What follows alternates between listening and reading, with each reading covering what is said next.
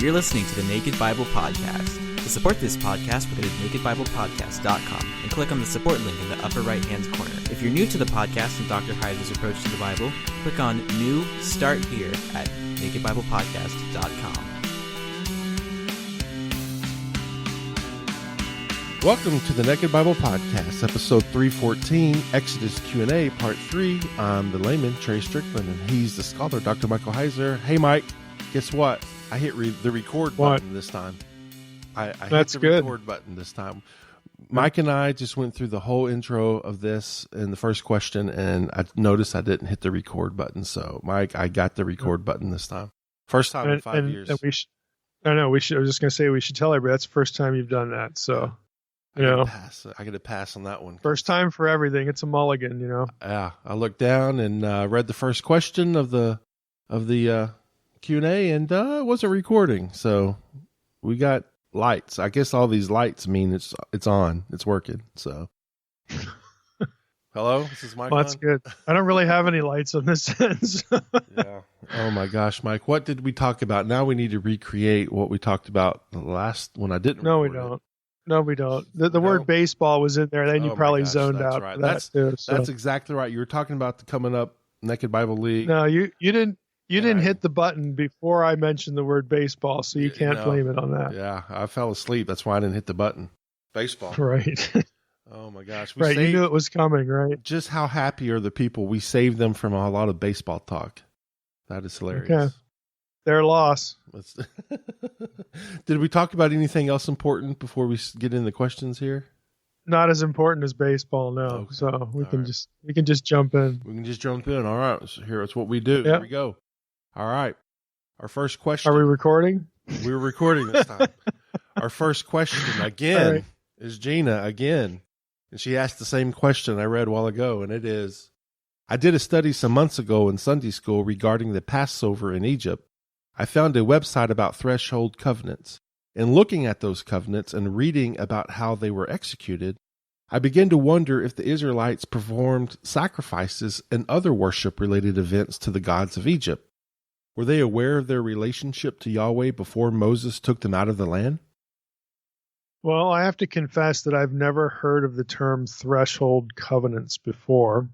So I'm not sure how to answer this one. But in any event, the gist of the question is something we actually covered during the first Q&A. I can't specifically recall which question it was, but it was about, the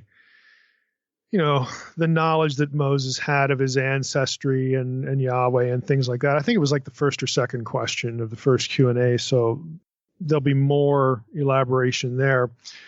Suffice it to say at this point, I think it's reasonable to think that Abraham's descendants, they told stories about their ancestors, so they would have been aware of their relationship to the God of their fathers. Whether they had heard the name Yahweh before depends on how you take Exodus 6:3, which, of course, we talked about during the Exodus series and in that earlier Q&A. So I don't know if I really want to go beyond that. Listeners can refer back to those discussions. But again, I think, Moses would have known something. The Israelites would have known something. But to get really specific is difficult. Even for Moses, as we talked about, again, in that earlier Q&A episode, and of course when we hit Exodus 6 in the podcast. So I think I'm just going to leave it there. JW has our next question, and he wants to know, why is it necessary that the laws covered in Exodus 21 through 23 be added late in the time of the land? Israel had lived in the land of Egypt. They had context of living in a settled culture, and they were looking forward to living in the promised land. Mm-hmm. Well, I would say it's not necessary. It's just that some of these laws don't fit a Mosaic context, sort of a boots on the ground, Moses is here among us context. In other words, they apply more to a settled urban life situation, which of course that's not the case when Moses is around because they're traveling through the desert toward the land. They're not in the land. Some of the laws presume a temple. So we get things like this that don't really fit a Mosaic context. And then secondly, there's next to nothing in these laws that is worded like a prophecy. I mean, it's once in a while you'll come across language that is prospective, looking ahead, but there's nothing like, and it shall be when you shall, get into the land or something. I mean, there's not a whole lot of that. Again, there's just a tiny bit of it, but the ones that matter are where we get differences in the laws, where we don't get this prospective language, and that does happen. So because that's the case, there are, scholars who would say, well, what do we do with that? It just seems like this is material that is pertinent to, and they would say, therefore, generates from a subsequent time period. So it's not like all of the laws are like that. Again, there are isolated instances where you get something like that, and you have two schools of thought. Again, we covered this in the podcast when we hit these sorts of things. Some will say that, this is perspective, all of it, whether we get the language, the future language or not. It's perspective, and typically that gets married to a traditional view of the authorship of the Torah, Mosaic authorship and whatnot. And then another side, will say, no, it was stuff that was added later. When the people get into the land, the laws have to be updated, and so they did update them. And, they wanted to link them back to Moses because they wanted them to carry authority. They wanted them, specifically connected to the original laws. And so things got written that way for that purpose. So, it's kind of a mixed bag. And, the truth is probably somewhere a little bit of both, that kind of thing. But by no means would I say that it's, that it's necessary that all of them be viewed as they were written later or something like that. All right, our next question is, Mike, is pretty funny in the email. I know you didn't get it, but it's actually, he wants to be referred to as the Norwegian of Panama. And he actually was recommended, he wanted to know how international our show was because he was recommended to the show by a friend in South Africa. And he's in, obviously, Panama, and he's a Norwegian. And he has talking about somebody else in some other Latino country. He didn't specify, but they all met in Israel, so everybody was talking about it. So the Norwegian of Panama's question is, in my discussion with a diehard Sitchinite friend, I learned the latest Bible, quote, lie is Exodus 22. First word, Enoki, which should be Anki, a direct translation of Enki. Mike, and I hope I said all that right, Mike, for you.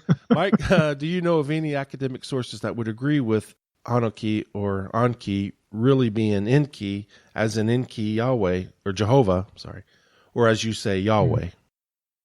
The short answer, do I know of any academic sources that would agree with that Anoki, which is the first person personal pronoun, in other words, I. Do I know of any academic sources that would agree that Anoki should be Anki, like a deity name? And the answer is, of course not, because it's nonsense. Now, it's hard to know where to start with absurdities like this. First of all, if you had an equivalent, let's just say, okay, it's Anki. So we have, basically you wouldn't have a sentence. I mean, it would be something that would be really non-translatable. That's the first problem.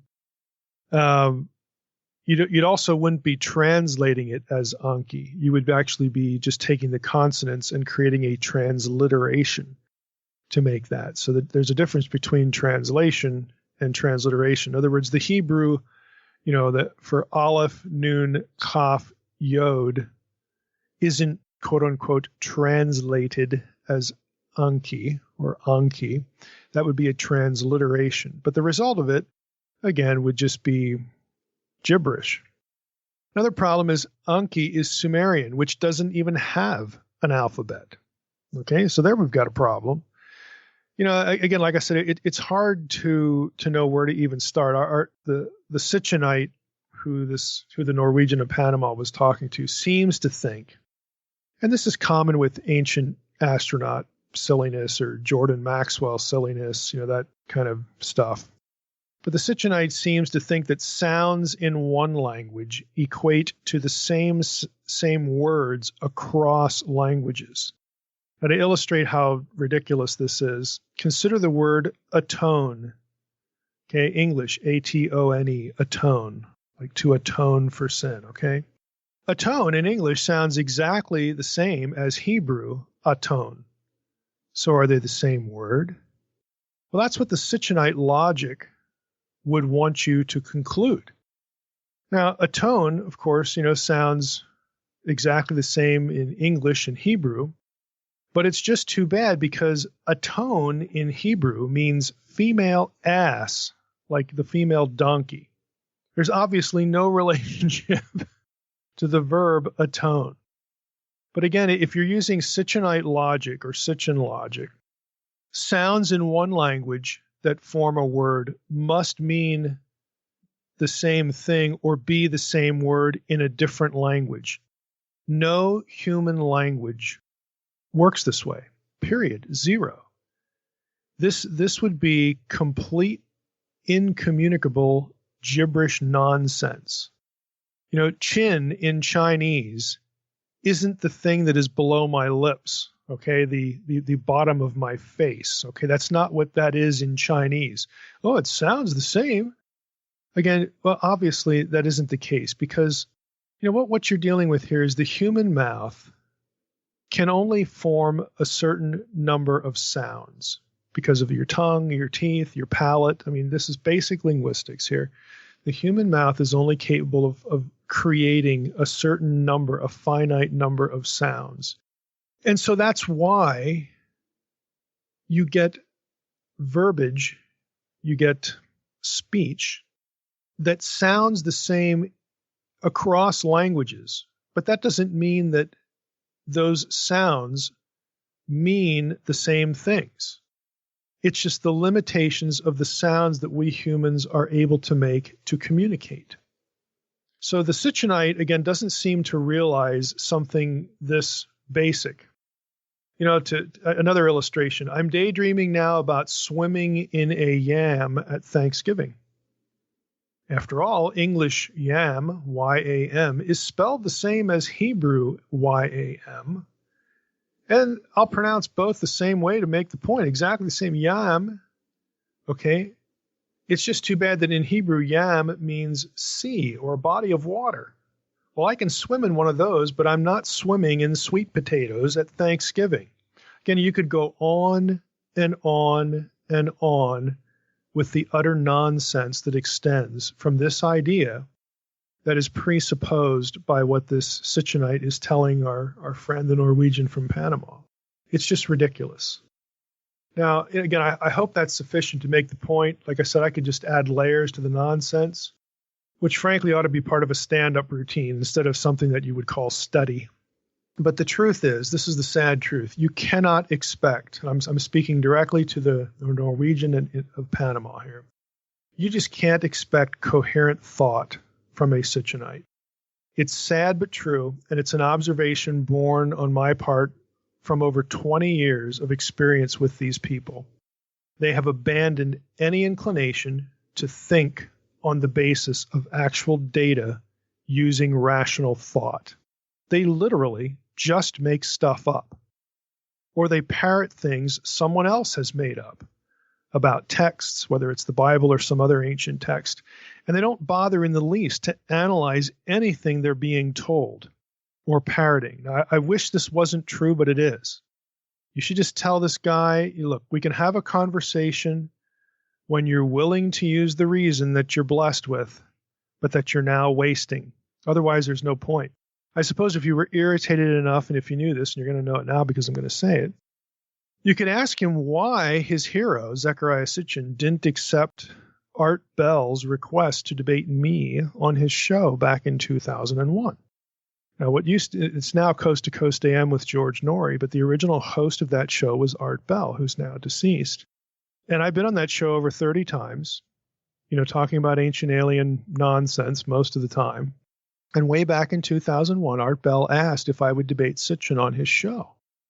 And I said yes. I mean, your friend, the Norwegian from Panama, your friend, can go listen to the show. I'm not making this up. I'm not like Sitchin. I don't make stuff up. So you can go listen to the show. Art wanted the debate. I said yes, but I actually, I didn't think for a minute that Sitchin would say yes. He has nothing to gain by this, and he had a whole lot, to lose.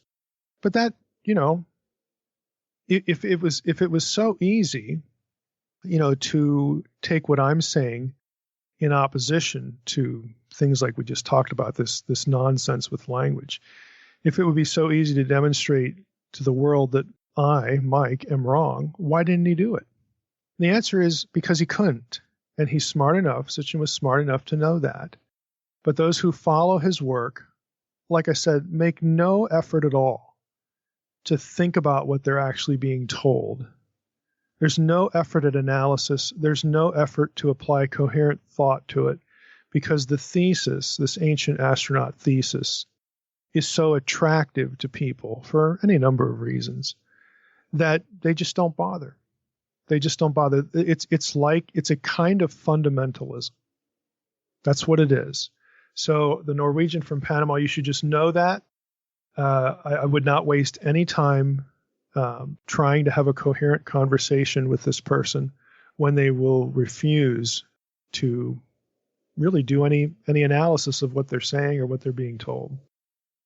Mike, in the late 90s, I was working in San Francisco, and one of the computer guys I was working with owned a bookstore back in the South, and he got me onto Sitchin, and so telling me all about it, and I was just eating it up. Planet X, you kidding me?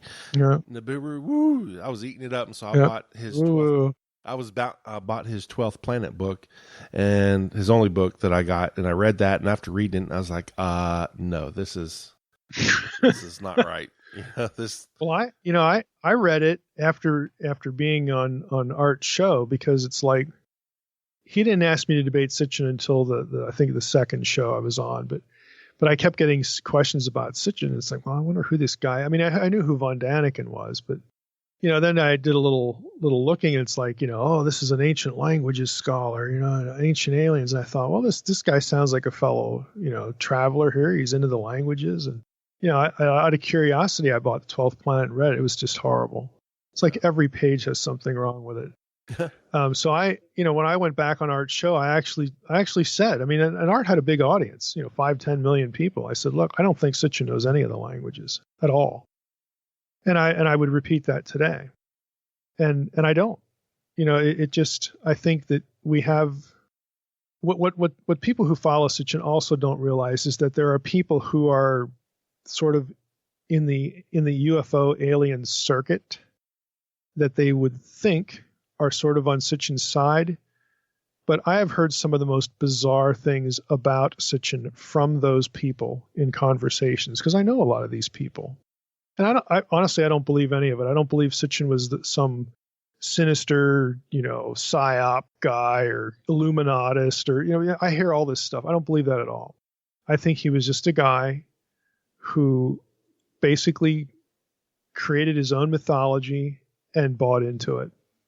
I think it's as simple as that. Did you ever get any blowback from Sitchin's camp? Did he ever comment about you directly anywhere about what you were saying? Well, I don't know that he ever did. Sitchin ever did. The guy who was his webmaster did, but that's the only instance I ever had about it. Yeah, it would have been nice to have gotten a comment from him before he passed. Well, again, he has nothing to gain. Yeah. There's no point to it. So, why would he bother? All right. Rick has our next question, and he asks, instead of giving Israel the land of Canaan, why didn't God just give them Egypt? Both lands are good land. Both lands had idolatrous nations inhabiting them. God had already defeated Egypt. Is there anything that makes the land of Canaan better land than Egypt, other than that it was, quote, the promised land? Yeah, this is an old question that really takes us into Unseen Realm 2 territory. And because of that, it's really impossible to answer this in any really coherent way. This is a thesis topic, or one that would take several chapters in an Unseen Realm 2 book to cover. If you were, those of you listening, if you were at the Lubbock, Texas event last August, this is going to make more sense to you than it will to anybody else. So I'm just going to say stuff here, and I'm going to have to be brief because this is a topic that far exceeds a Q&A. So I'm going to be upfront and say, look, what you're going to hear me say now is bound to not make sense because I can't unpack it here. So with that little caveat and sort of intro, I'm going to say this. I think the answer to why Canaan is made comprehensible when you know about the Amorites and the Amorite migrations. These are historical events and peoples. The Amorites are a big deal. I think God chose Canaan because that is where the concentration of the Genesis 6, the flood chaos fallout had settled through the Amorites and then later the Hittites and the Hurrians and then the Sea peoples. Now, a number of the people group names of the conquest and the rationale for the devote to destruction bans are linkable to the Amorites and the Hittites and the Hurrians and, of course, the Sea peoples.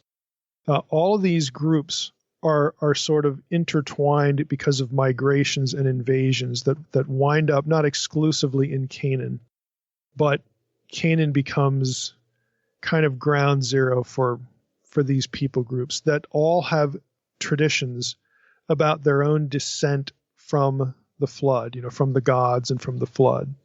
So that's why I think Canaan is important. All roads sort of link back somewhere to these people, and specifically the Amorites. The Amorites, again, they have these traditions. The biblical writers looked at the Amorites very negatively because, the initial Amorite migration actually sweeps through Babylonia, sweeps through Mesopotamia. What we think of and what the biblical writers thought of as Babylonians, in other words, the anti-Eden people, the anti-Eden place, is actually Amorite. Hammurabi was an Amorite. He is an Amorite king. Nebuchadnezzar, part of the Neo-Babylonian Empire, part of a significant part of his agenda was to revive the Amorite dynasties that had gone before him. This is why Og of Bashan is referred to as an Amorite king of the Amorites.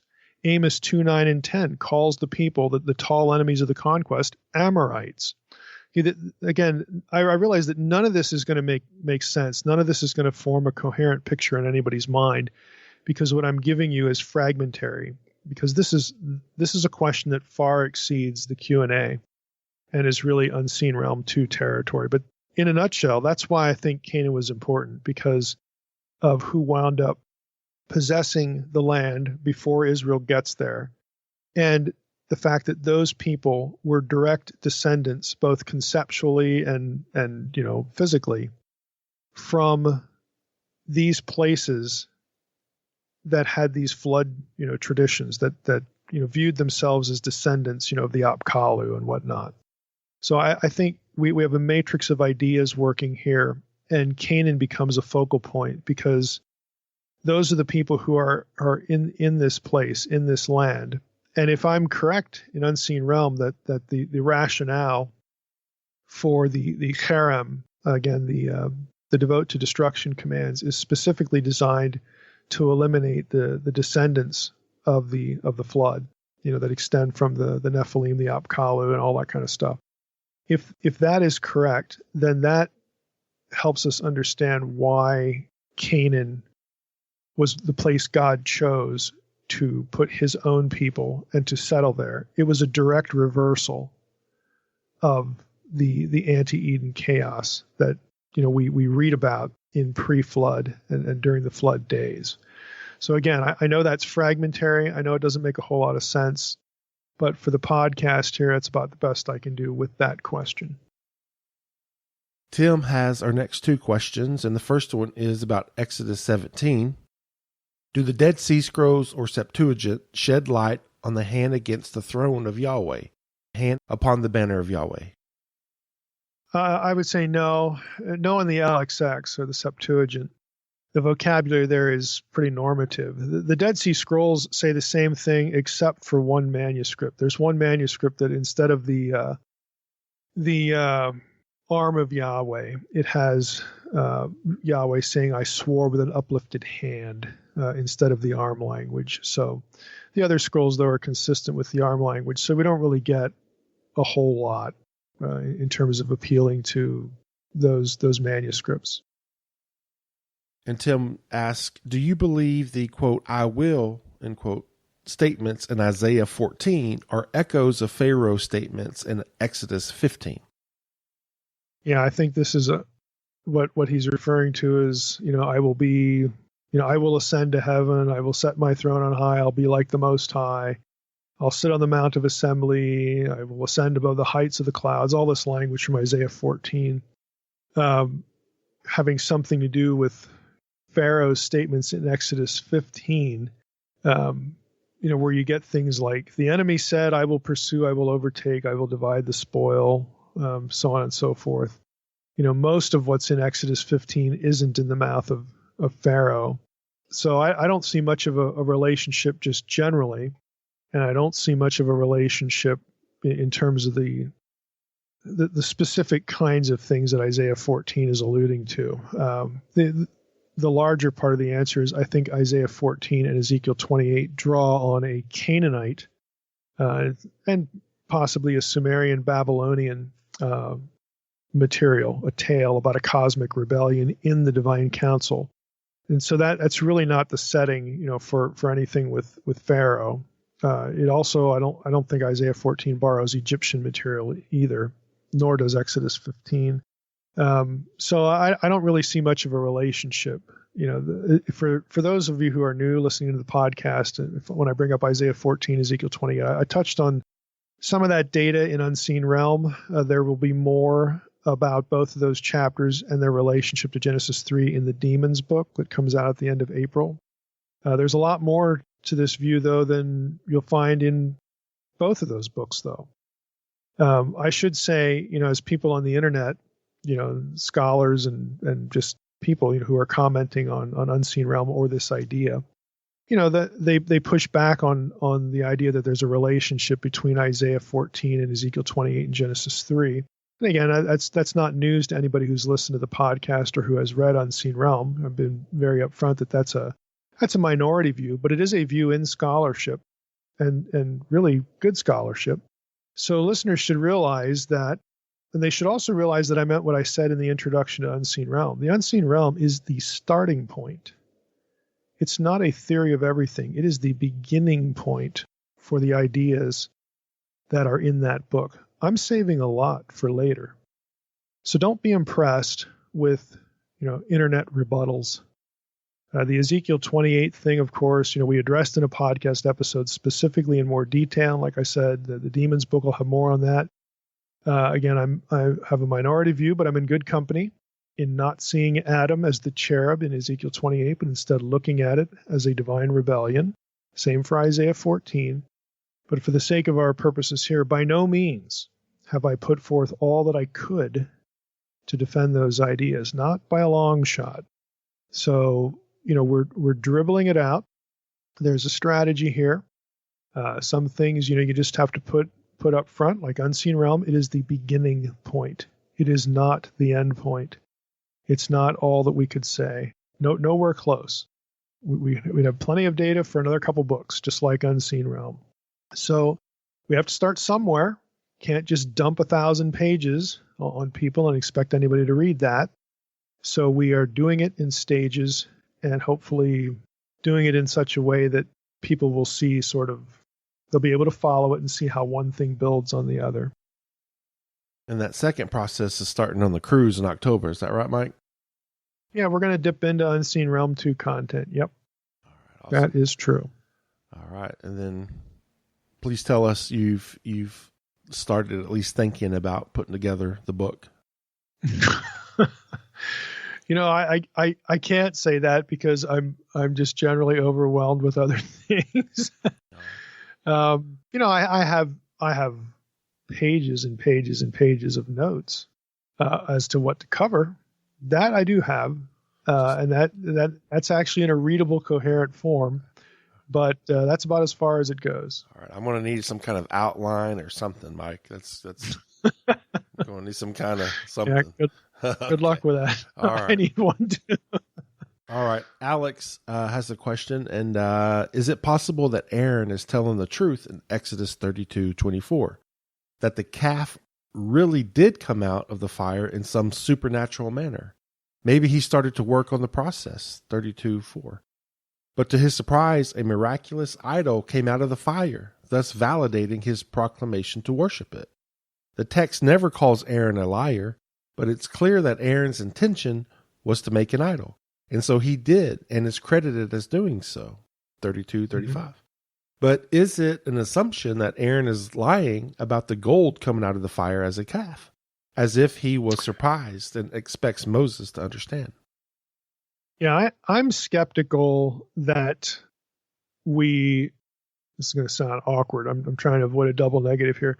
I'm skeptical that we should not view Aaron as making excuses. In other words, I don't think that the calf emerged out of the fire supernaturally. I think Aaron is indeed making excuses for himself.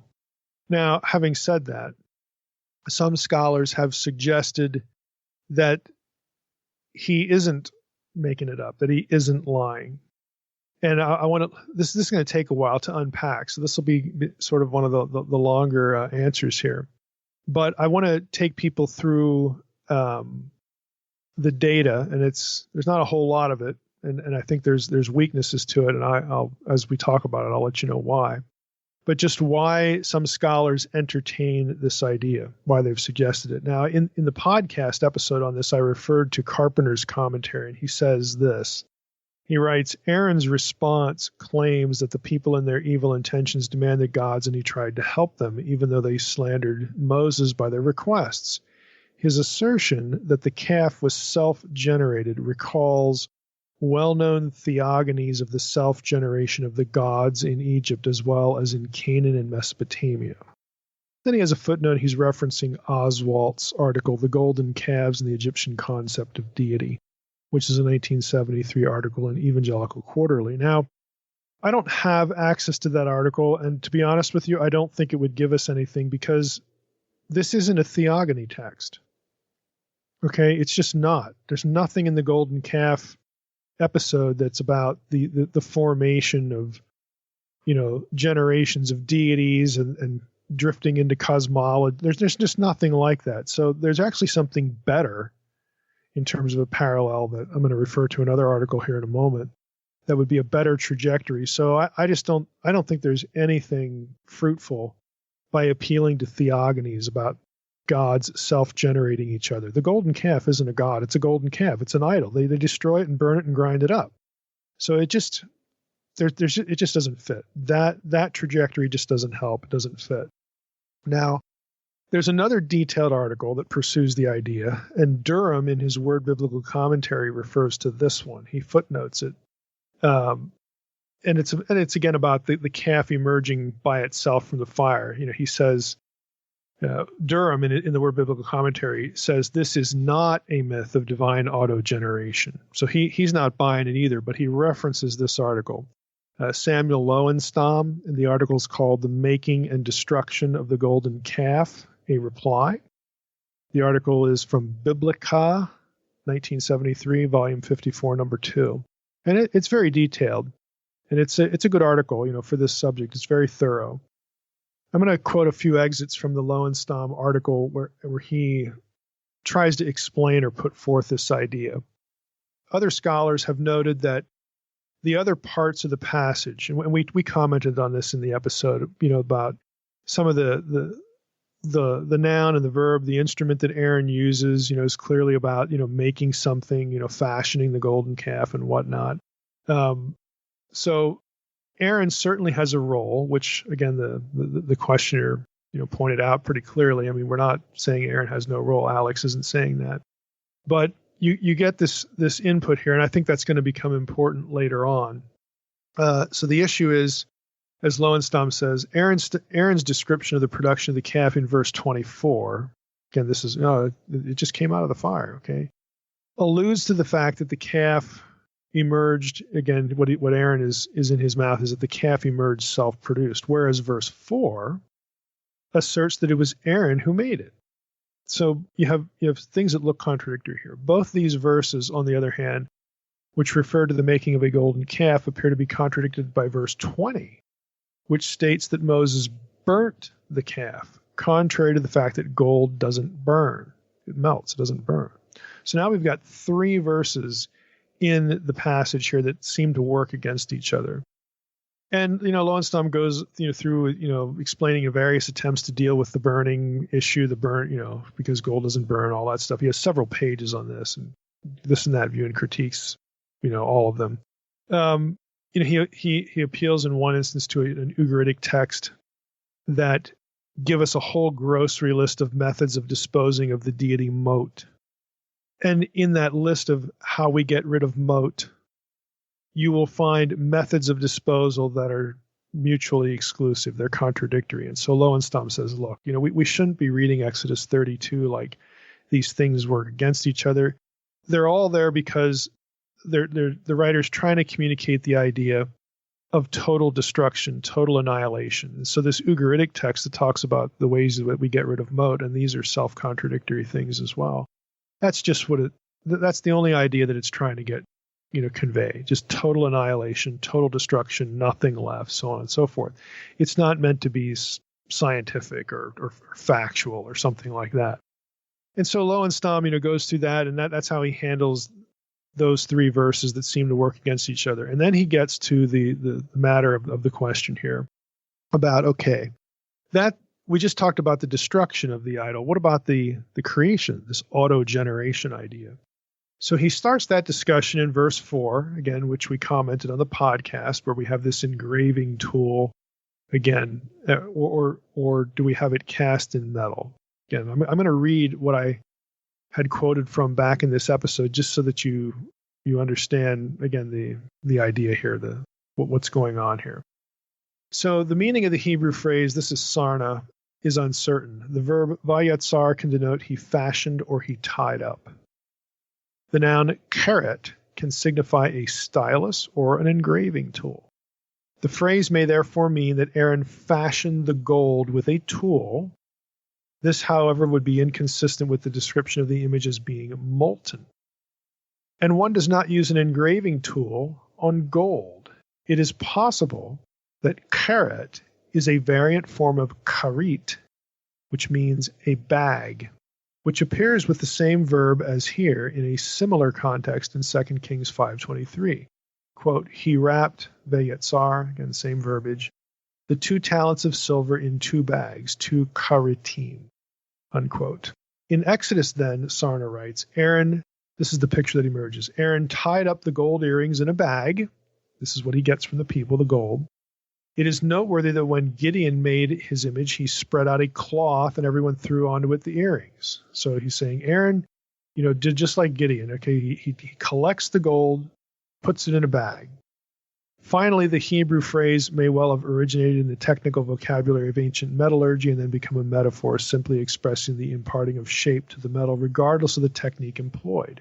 Most likely we have a wooden model of the calf, and it gets overlaid with gold that is put into a molten state when Aaron takes it out of the bag, and then that's the task, that's the process that he uses. So they could carve the object in wood with the engraving tool, and they could, melt the metal that goes over it. Sarna is saying, look, all these things go together. They can be understood coherently together. Now Lowenthal concurs with that. He thinks that's legit. And so the question is, well, how does that relate to this, hey, it just popped out of the fire? So Lowenthal writes this, the various possibilities of interpreting the phrase, and he fashioned it with a carrot, consequently, again, produced the 2 broad alternatives, that Aaron fashioned the golden calf with a sculpting tool, and then he had bound the gold in a cloak or bag. We have already noted the objection to the first alternative. Molten images are not produced with sculpting tools, but with casting molds. To assume that Aaron might have used a graving tool after the calf had been cast requires a forced reading of the text and contradicts Aaron's description of the making of the calf in verse 24. That's the it came out of the fire verse. On that verse, Lowenstein says, regarding Aaron's assertion that he threw the gold into the fire and, quote, there came out this calf, is Aaron's claim to be taken as a crass falsification of what the narrator described happened? Now, I've already hinted that I'm going to say, yeah, he's just making it up. He's making excuses. That's where I'm at on this. But Lowenstein says, this assumption, however, finds no support in the text. Here's what he means by that.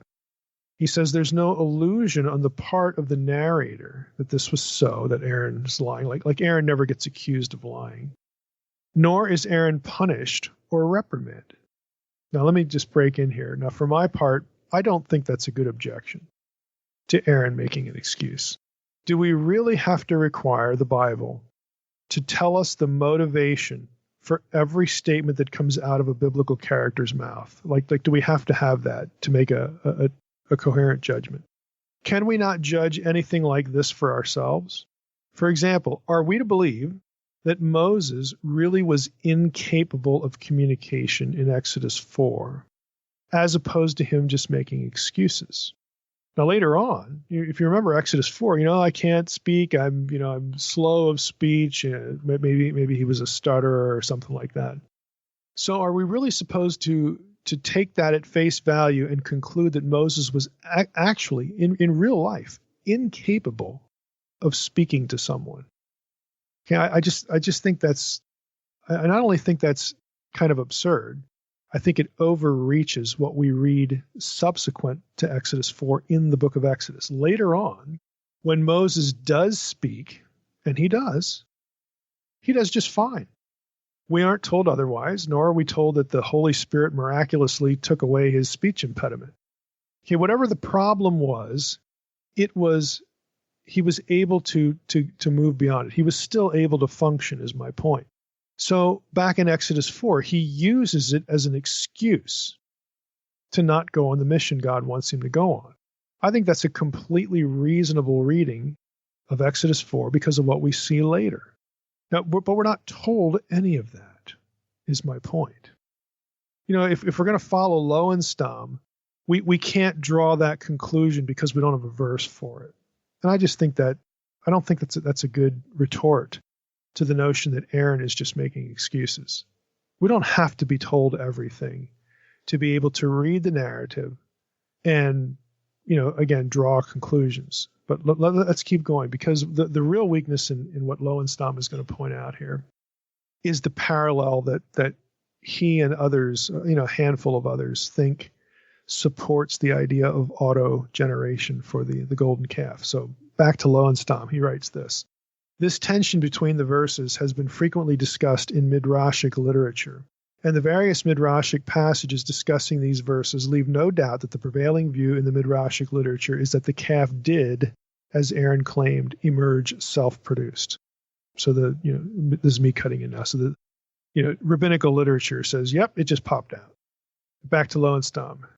This is despite averseness to accept the resulting heretical corollary that the calf possessed an innate vitality, like it was alive when it very obviously wasn't.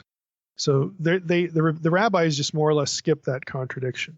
And by the way, that's actually important, because if Aaron is telling the truth that it just emerged from the fire, why doesn't it move? I mean, why isn't it alive later on?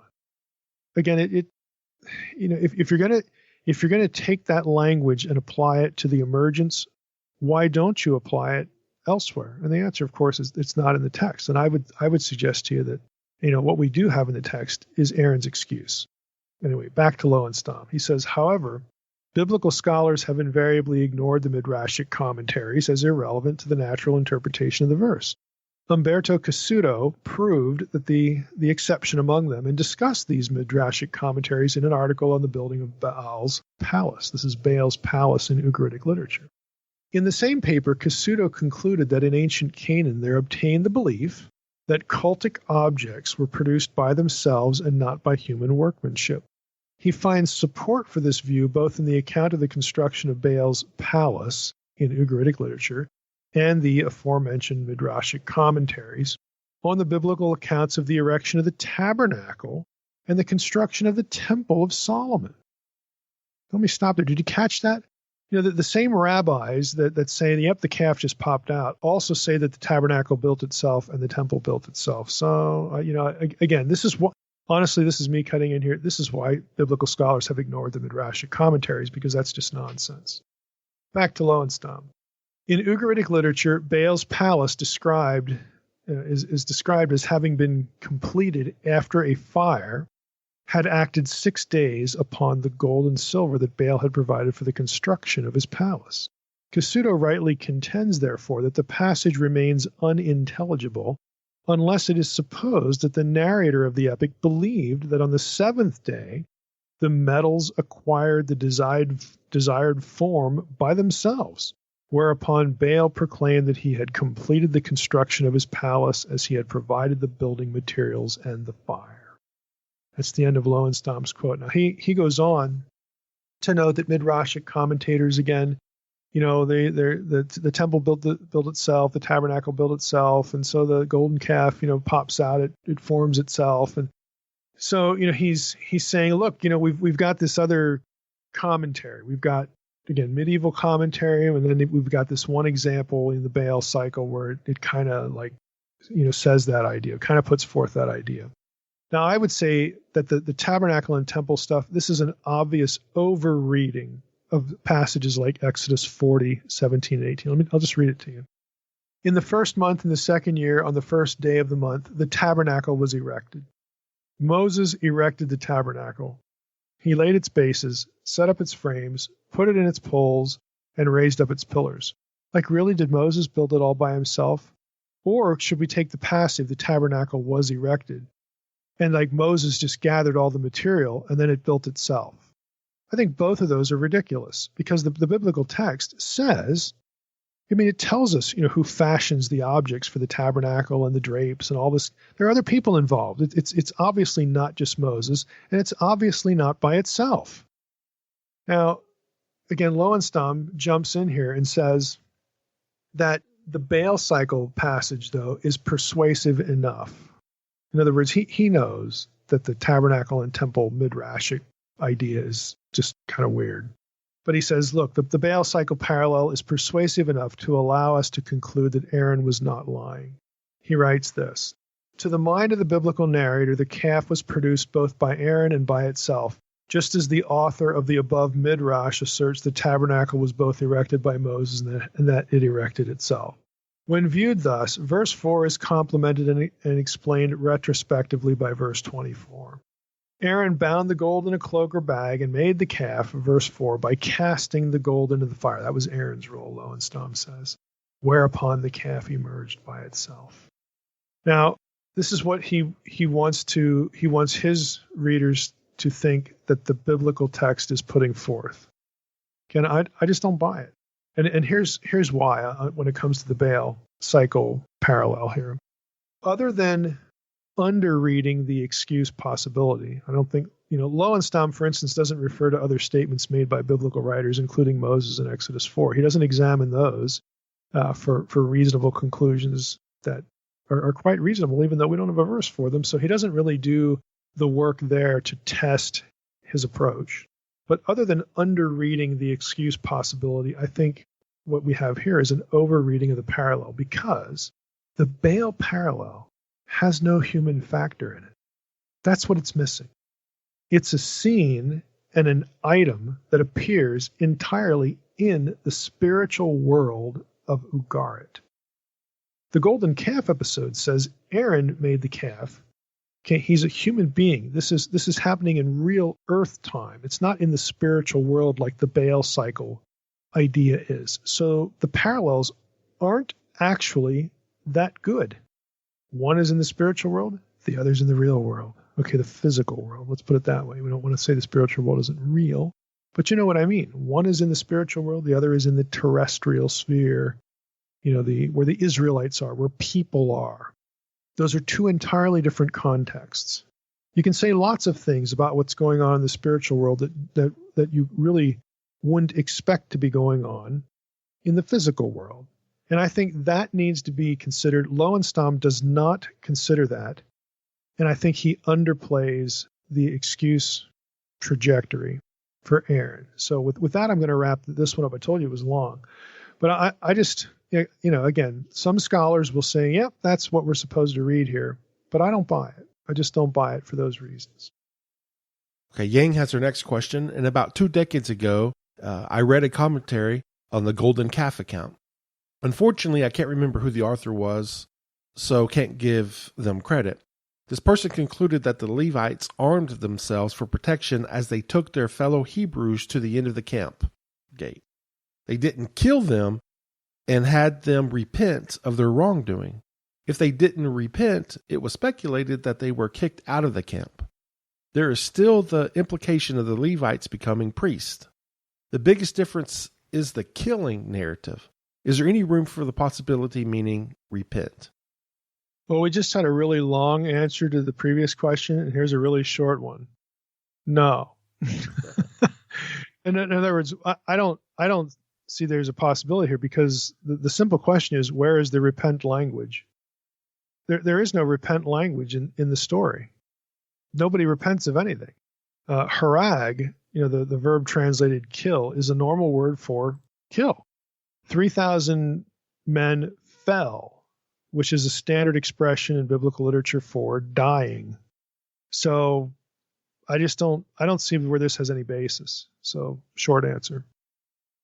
All right, Mike. Well, that's it. That's all the questions we have for this week. And we are, again, going to split this up to 4 Q&As. We got enough questions to cover 4 parts. Good. So we lied to everybody and said only 2 at first, and then 3, and now 4. So we've got 1 more to go, and then we'll be completely done. So we appreciate everybody that sent in their questions, and we appreciate you answering our questions, Mike. And we want to thank everybody else for listening to the Naked Bible Podcast. God bless.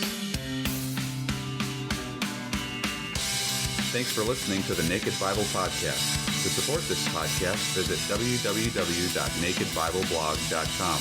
To learn more about Dr. Heiser's other websites and blogs, go to www.drmsh.com.